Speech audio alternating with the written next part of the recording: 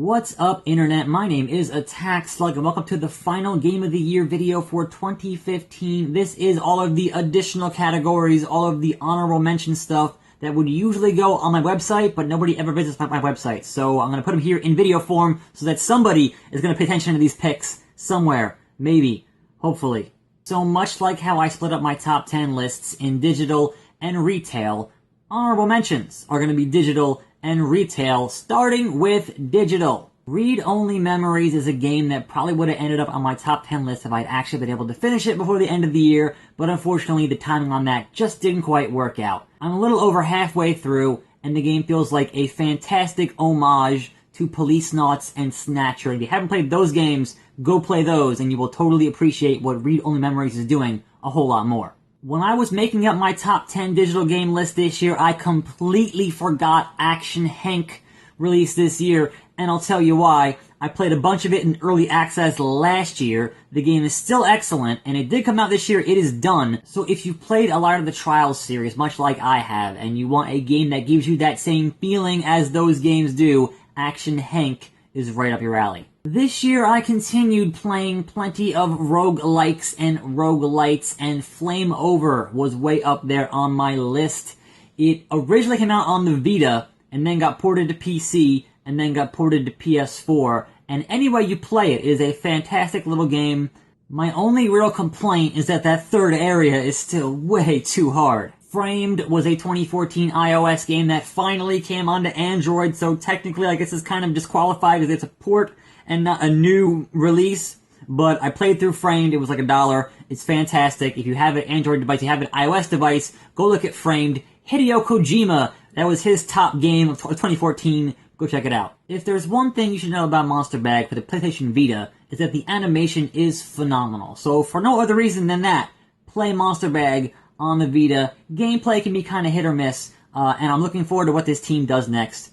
Hopefully on a platform that more folks own. Alright, so did you like Ollie Ollie 1? If so, you should probably get Ollie Ollie 2. It is just bigger and better all around, and I don't know what they could possibly add for a third one, but I would love to see them try. I'm not usually in the business of buying phone games due to the transient nature of changing hardware, but You Must Build a Boat is a must-buy no matter where you buy it. Phone, PC, whatever. It is a great mashup of puzzle and RPG. If you've played 10 Million, this is the spiritual sequel from the same guy to 10 Million. It's great. Speaking of phone games, Lara Croft Go, continuing what they did with Hitman Go in terms of simplifying that gameplay stuff into a handcrafted experience for a touchscreen device. Once again, Square Enix Mobile has knocked it out of the park, and they just put out some free DLC, and it is hard as hell. Now, honorable mentions for physical games, you knew it was going to be in here. Earth Defense Force 4.1, The Shadow of New Despair. If you played Earth Defense Force 2025, this is that game, but now it's on a current-gen platform, the PS4. There's more ants, more spiders, more bugs, and now you can fight giant robots and giant lizards, and it is just balls to the wall, dumb action.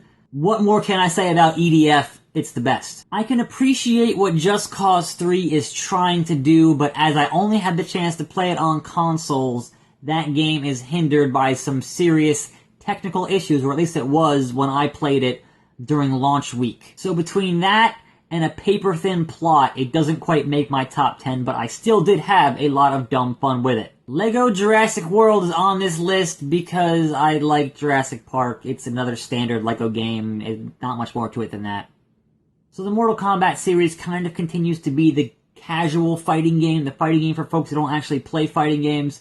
And I rented it, and I had a good time, and I sent it back. I don't really feel the need to buy a game like Mortal Kombat X because I'm not really that into fighting games, but I can recognize that it was very well made, even with their nonsense DLC bullshit. Godzilla for the PS4 is kind of a polarizing pick because I could see what the game was going for, and it certainly accomplished what it set out to do, but people were way too hard on that game. They expected way too much for what was originally a PS3 game that was upported into the PS4. I thought in terms of what it was trying to do, it excelled at, and I enjoyed the 15 or so hours that I spent with it. I thought it was okay. Transformers Devastation is probably the best G1 Transformers you are going to get in a video game form. Platinum Games, after what they did with the whole Avatar thing, they bounced back from that whole Activision licensed property things, and they made an awesome Transformers game. They brought in the writers from the cartoon show. They got most of the original voices who are still alive. I thought they did an awesome job with Transformers Devastation. The only thing you really need to know about Yoshi's Woolly World is that it is the best Yoshi game since the first one on the Super Nintendo. There's not a whole lot else I could say besides that, but if you like that first one and you haven't liked any of the ones since then, this one is a perfectly competent Nintendo-style 2D platformer. There's enough stuff in there to keep you busy for a while, and it looks just gorgeous. Alright, moving on to random categories that I make up because I feel like it. 2015's 2014 Game of the Year. That is the best game I played this year that came out last year, and it goes to The Fall, an amazing little adventure game that has such a twist at the end, such a narrative hook at the end, that I am patiently waiting for the next sequel, chapter, whatever to come out. I need to know what happens. Biggest disappointment. And honestly, this category could also be called most disappointing sequel because they're both sequels and they were both disappointing, and it's a tie. So number one, Chibi Robo Ziplash for the 3DS.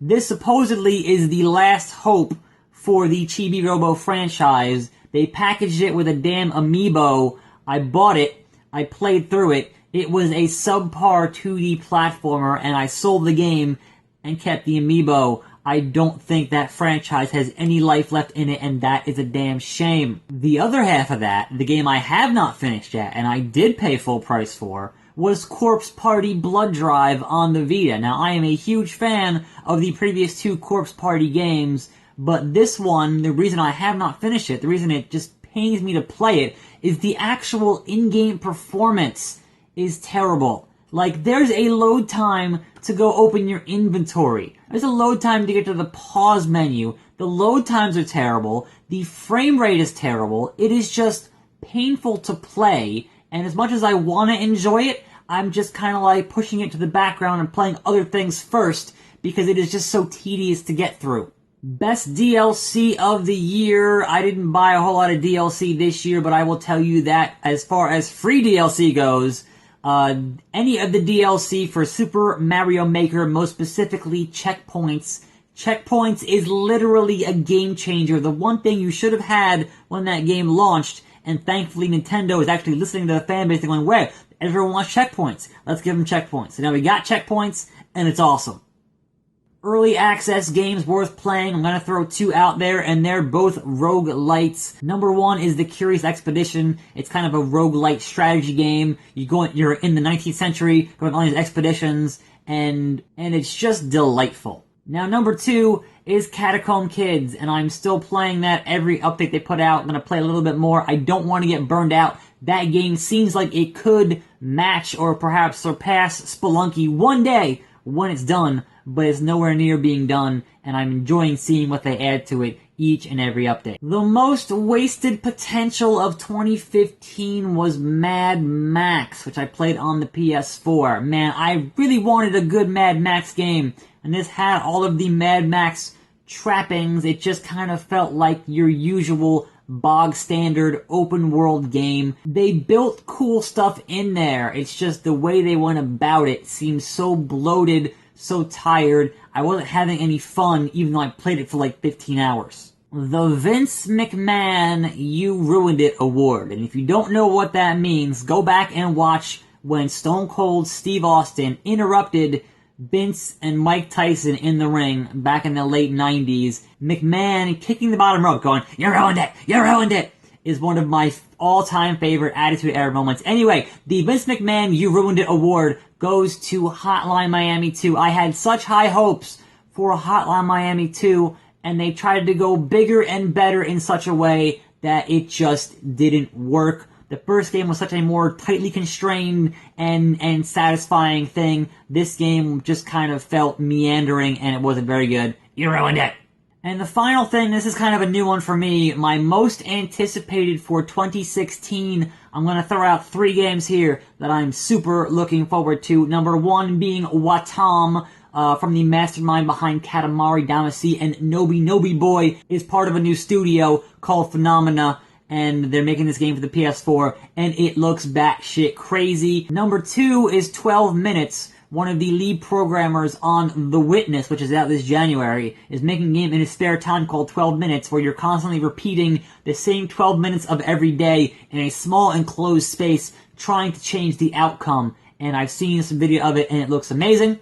And number 3, the long-awaited disaster report for, technically it's Zettai Zetsume Toshi 4, the sequel to Disaster Report and Raw Danger, and ZZT3 only came out on the PSP in Japan. This game was originally scheduled for the PS3. There was that whole earthquake and tsunami in 2011. Got canceled. Company got out of video games. The guys who were working on it left the company, formed a new company, and now it's coming out for the PS4. Hopefully 2016. That is easily my most anticipated game. I'm a huge fan of the Disaster Report series and looking forward to that. And I guess as a small bonus, No Man's Sky, please be good, please be good. Anyway, that wraps up all of my 2015 Game of the Year coverage. Hope you enjoyed some of it, hope you learned something, hope you found out about some new games.